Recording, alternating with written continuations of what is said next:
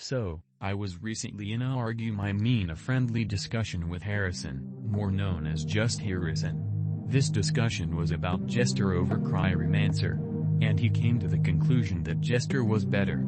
I would like to take a more in-depth dive into the stats and uses of these two towers. But I would like to add a third tower into the mix. Enter Frost Blaster. Just a few years ago this tower sucked, and now is the best Frost tower in the game. When comparing stats between these three towers, you would think Cryo is the best.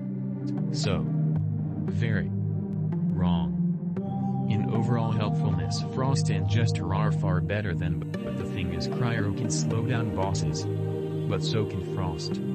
But Jester can't slow down bosses. Not anymore at least.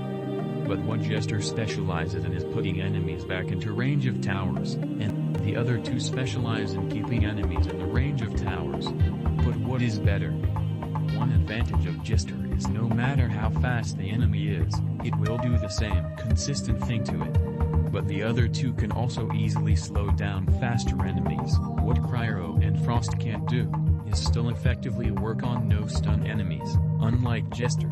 Jester absolutely dominates no-stun enemies as it can still turn them around, but what I haven't talked about yet is Jester also has freeze bombs, although these freeze bombs aren't nearly as good as either Cryo or Frost. When stacked on top of Jester's confusion bombs, this introduces a deadly combination.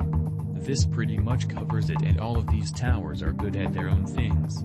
But if I had to choose one, I would choose Jester over the rest. You win, Harrison.